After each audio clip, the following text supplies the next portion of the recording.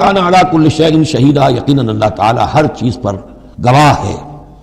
اب آئی ہے وہ آیت، اصل میں کانٹے دار آیت جو ہے، جو عورتوں کی حلق سے بہت مشکل سے اترتی ہے، کانٹا بن کر اٹک جاتی ہے۔ الرجال قوامون علی النساء، یہ تمہید تھی ساری، ایک سورہ بقرہ میں تمہید آ چکی تھی، علیہن لہن مثل الذی علیہن بالمعروف وللرجال علیہن درجہ، یہ کہہ کے بات چھوڑ دی۔ آگے آئے لا تتمنوا ما فضل اللہ بعضهم علی بعض، اور مزید اس کے لیے ذہنی جو ہے تیاری کر دی۔ اب آ رہی ہے وہ چیز جو چبھنے والی چیز ہے۔ الرجال قوامون علی النساء، مرد عورتوں پر حاکم ہے۔ یہ میں ترجمہ زور دے کر رہا ہوں۔ یہ قامہ جو ہے، قامہ جب علا کے ساتھ آئے گا تو کچھ اور معنی ہوں گے، قامہ بے کے ساتھ آئے گا کچھ اور معنی ہوں گے۔ قامہ بے کسی شے کو قائم کرنا، کونوا قوامین بالقسط، اسی سورہ مبارکہ میں آیت آ جائے گی، کونوا قوامین بالقسط، عدل کو قائم کرنے والے بن کر کھڑے ہو جاؤ۔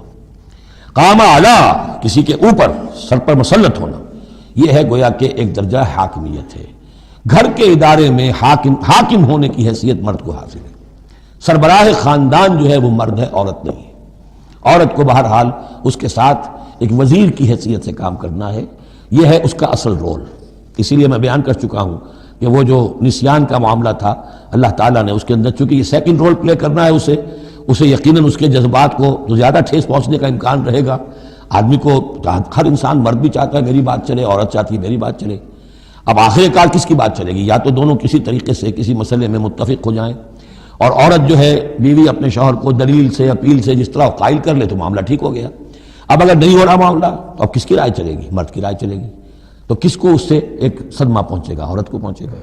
لیکن اس صدمے کا ہی جو ہے انفلوئنس، اس کو کم کرنے کے لیے سیفٹی والو، نسیان کا مادہ اللہ تعالیٰ نے عورت میں زیادہ رکھ دیا۔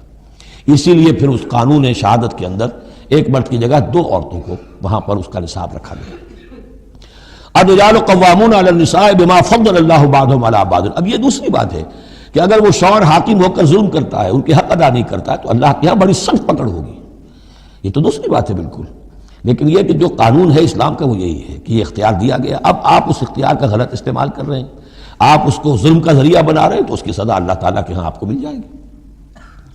بما فضل اللہ بعضهم علی بعض، بسبب اس فضیلت کے جو اللہ نے بعض کو بعض پر دی ہے، وبما انفقوا من اموالہم، اور بسبب اس کے کہ جو وہ خرچ کرتے ہیں اپنے مال۔ اب دیکھیے یہ خرچ کرنے کا معاملہ اسلام میں شادی سے شروع ہو گیا۔ شادی مرد کی بھی ضرورت ہے، عورت کی بھی ضرورت ہے، لیکن مرد مہر دیتا ہے، عورت مہر وصول کرتی ہے۔ تو جو خرچ کرنے والا ہے اب اس کی ایک حیثیت دوسری ہو گئی۔ پھر گھر میں اس کا نان نفقہ پورا جو ہے، اس کا خرچہ، اس کی ذمہ داری، اس کو سپورٹ کرنا شوہر کے اوپر ہے، تو اب وہ مال خرچ کر رہے ہیں۔ بما انفقوا من اموالہم، فالصالحات، تو نیک بیویاں کون ہیں؟ جو کہ ایک یوں سمجھیے قرآن کے نزدیک ایک عورت کا جو اچھا کردار ہونا چاہیے، ایک خاتون خانہ کی جو بہترین روش ہونی چاہیے، وہ یہاں 3 الفاظ میں آئی ہے۔ فالصالحات، ہو نیک بیویاں، قانتات، ایک تو فرما بردار ہوتی ہیں، شوہروں کی فرما بردار۔ حافظات للغیب، غیب میں حفاظت کرنے والیاں، یعنی ظاہر بات ہے کہ مال ہے کسی کا تو گھر میں ہے، وہ تو کام پہ چلا گیا ہے، اب وہ کس کی حفاظت میں ہے؟ بیوی کی حفاظت میں ہے۔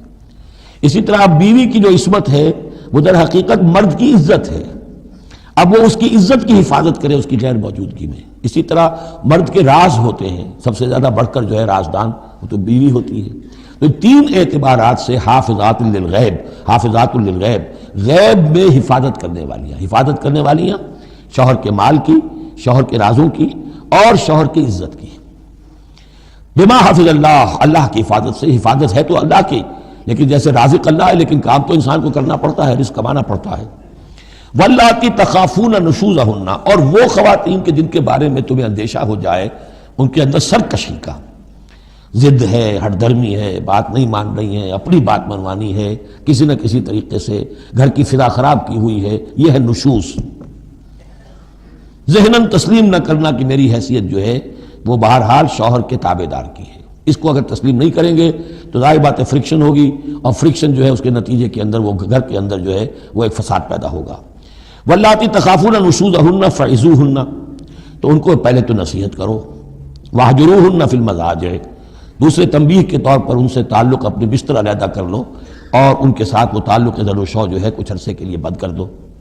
وَاضْرِبُوهُنَّ، اس پر بھی ٹھیک نہ ہو تو انہیں مارنے کی بھی اجازت ہے۔ اس میں حضور نے جو روکا ہے وہ یہ ہے کہ چہرے پر نہ مارا جائے اور کوئی ایسی مار نہ ہو جس کا مستقل نشان جسم پر پڑے۔ اب یہ چیزیں اللہ کا کلام ہے، اس کے اندر جو ہے کوئی ہمارے لیے کوئی جھجک نہیں ہے، معاشرتی زندگی کو ٹھیک رکھنے کے لیے اس کی ضرورت پیش آئے تو وہ بھی کرنی ہوتی ہے۔ فَإِنْ أَطَعْنَكُمْ، پھر اگر وہ تمہاری اطاعت کریں، فَلَا تَبْغُوا عَلَيْهِنَّ سَبِيلًا، تو اب ان پر خام خواہ کی زیادتی کرنا، پچھلے غصے نکالنا، بار بار جو ہے وہ اپنے غصے کا اظہار کرنا، یہ بھی ٹھیک نہیں ہے۔ ان اللہ کان علیٰ کبیرہ، یقیناً اللہ تعالیٰ بہت بلند ہے، بہت بڑا ہے۔